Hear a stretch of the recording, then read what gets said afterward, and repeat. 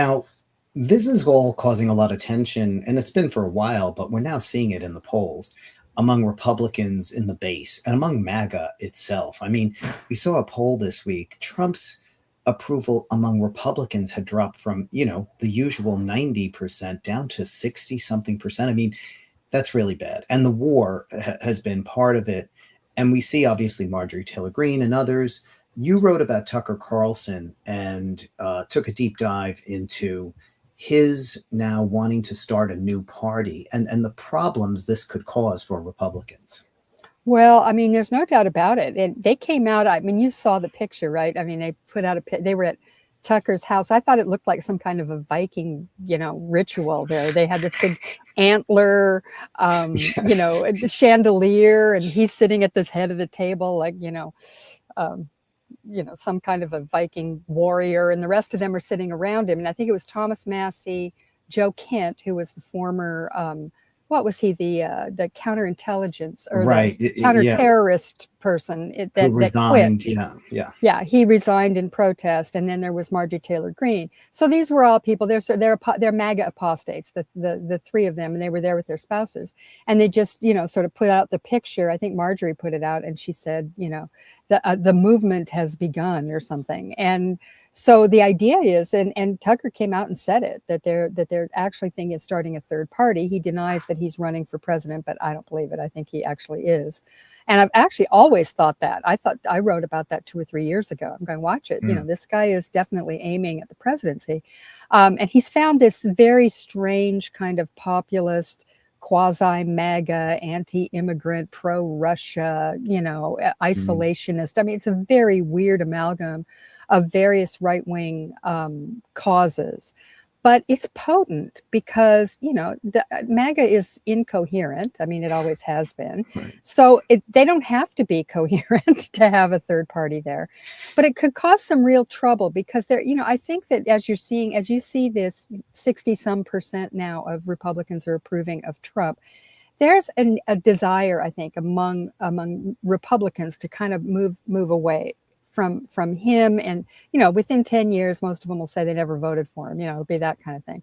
But right now they're in this weird, they don't want to admit that they made a mistake. They don't want to sort of decide that they're going to become Democrats. And so there's got to be some kind of transition, a bridge away from the Republican MAGA movement and party. And this is one way that they could do it. And it's one way that we could see the Republicans have to face what Democrats have had to face for so many years, where you've got a third party over there, on your shoulder with kind of the more extreme or, maybe more strictly ideological, which again, in terms of MAGA is just strictly incoherent. But Right. Nonetheless, it's some other party there where people can go and park themselves out of frustration with the party itself.